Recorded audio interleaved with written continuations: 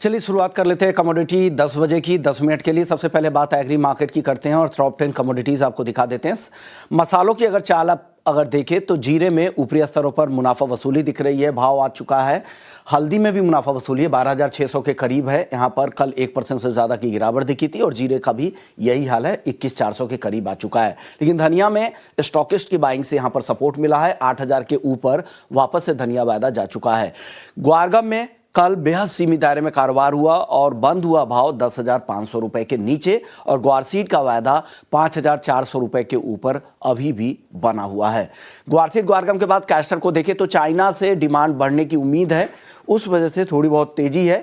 6,300 के आसपास यहां पर कारोबार कर रहा है। पाम तेल 4440 रिंगिट के आसपास, आज 1 से 1.25% की तेजी आज मलेशियाई पाम तेल में दिख रही है। कपास 1450 के आसपास, आइस कॉटन में 66 सेंट के आसपास कारोबार हो रहा है। कहा जा रहा है कि लोअर लेवल से यहां पे सपोर्ट मिलने की उम्मीद है, डिमांड में भी सुधार होगा। कपास कली 2760 के नीचे, तेजी के बाद अब सुस्ती दिख रही है, दायरे में कारोबार हो रहा है। कॉटन वॉश ऑयल यह हाजिर का भाव है, 1270 के आसपास कारोबार हो रहा है। हमारे साथ टेक्निकल IQ के फाउंडर अखिलेश जैन है। अखिलेश जी, सबसे पहले जीरे में बताइए क्या हो रहा है सर? 21,400 के आसपास है और गिर सकता है क्या? पिछली बार आपसे बातचीत हुई थी तो आपने कहा था कि गिरावट थोड़ी और दिख रही है। देखिए, स्पाइस कॉन्ट्रैक्ट्स के अंदर काफी म्यूटेड कारोबार है। यहाँ पर बोथ साइड हम मूवमेंट होता हुआ देखेंगे, क्योंकि काफी नीचे आ गया है जीरा और स्पेशली टर्मरिक। तो मुझे लगता है कि निचले स्तरों से यहाँ पे पुल बैक भी होगी। हालांकि हायर लेवल्स पे इतने स्ट्रांग नहीं दिख रहे हैं फंडामेंटल्स। तो बोथ साइड के मूवमेंट्स यहाँ पे देखने को मिल सकते हैं। मुझे लगता है कि जीरा स्पेसिफिक अगर हम बात करें इस वीक के लिए, तो 21,500 से लेकर 750 तक के रेंज एक मुझे लगता है कि यहाँ पे शॉर्ट करना चाहिए। इसमें स्टॉप लॉस लगा सकते हैं 21,975 का। ग्रेजुअली मुझे वापस लगते हैं भाव 21,000 से लेकर 20,600 की रेंज में आ सकते हैं। तो it's range bound market, higher end market आपको लग रहा है सेल करके काम कर सकते हैं। ओके, तो ऊपर में सेल करे और नीचे जब आए तो यहाँ पर आप बेच सकते हैं। 20,500 के नीचे आने पे खरीदारी का मन बना सकते हैं। सर, अब धनिया में बताइए सर, यहाँ पर तो बाइंग लौटी है 8,000 के ऊपर, टिकाऊ है क्या और ये तेजी आगे बढ़ेगी क्या? देखिए, धनिया का ओवरऑल स्ट्रक्चर देखें तो हम देख रहे हैं कि काफी ज्यादा वेरिएशंस इसमें देखने को मिल रहे हैं। एक अच्छा खासा एक रेंज बना रखा है इसने पिछले 3 से 4 महीने के अंदर। तो मुझे लगता है कि बहुत ज्यादा यहाँ पे उत्साहित होने का कुछ है नहीं। यहाँ पे प्राइजेस के अंदर थोड़ा अपसाइड देखने को मिल सकता है, 300-400 पॉइंट करंट भाव से आप इसको ले सकते हैं। बट मुझे लगता है कि जो अपर कैप है वहां पे एक बार 8400 के आसपास रहेगा।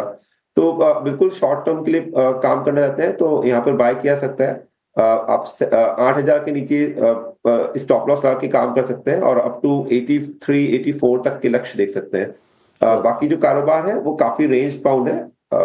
जी ओके, और हल्दी में सर बताइए, हल्दी में दोनों तरह की खबरें आ रही है। एक और कहा जा रहा है कि उत्पादन बेहतर है, मराठवाड़ा के लोग कह रहे हैं कि नहीं, यहाँ पर यील्ड को नुकसान हुआ है, 15 से 20% तक यील्ड कमजोर है। क्या लग रहा है, आपके पास क्या खबर है और टेक्निकली कैसा दिख रहा है ये? ये देखिए, काफी निचले भाव पर ये भी कॉन्ट्रैक्ट आ गया है। अराइवल्स थोड़े टाइट है, डिमांड प्रोस्पेक्ट भी थोड़ा ब्राइट है, बट स्टिल मुझे लगता है कि इतना अभी मोमेंटम यहाँ पे जनरेट होते हुए नहीं दिखना चाहिए और प्राइजेस अगेन से ऊपर के लेवल्स पे प्रेशर फील कर सकते हैं। यहाँ पर 13,000 एक मुझे लग रहा है कि उपयुक्त लेवल रहेगा कि यहाँ पे शॉर्ट किया सकता है। It is again a trading call. तो 13,000 के आसपास भाव मिलते हैं तो वहां पर शॉर्ट किया सकता है। 13,225 का स्टॉप लॉस प्लेस करें। ग्रेजुअली वापस मुझे लगता है कि भाव 12,175 तक, 200 तक देखने को मिलने चाहिए। तो रिस्क रिवॉर्ड की दृष्टि से ट्रेडिंग के लिए आप सेल कर सकते हैं 13,000 के आसपास। ग्वारसीड ग्वारगम इन दोनों पर क्या राय बन रही है सर? स्ट्रक्चर पॉजिटिव लग रहे हैं। मुझे लग रहा है एक बार इमीडिएटली शॉर्ट टर्म बॉटमिंग यहाँ पे देखने को मिल सकती है। तो गंवार गम के अंदर का काम करना चाहते हैं तो 10,200 जब तक बना हुआ है तो बाय ऑन डिप्स की रणनीति रख सकते हैं। ग्रेजुअली इसमें भाव 10,800 तक देखने को मिल सकते हैं। वहीं गंवार सीड में मार्केट से लेकर अप टू यहाँ पर 5335 तक भी भाव मिलते हैं तो लेने का मन रखें। 5300 के नीचे का स्टॉप लॉस रखें। मुझे लगता है ग्रेजुअली भाव यहाँ पर हमको जल्दी ही 5650 तक की रेंज में देखने को मिल सकते हैं। तो दोनों ही कॉन्टेक्ट्स के अंदर बाय ऑन डिप्स रख सकते हैं।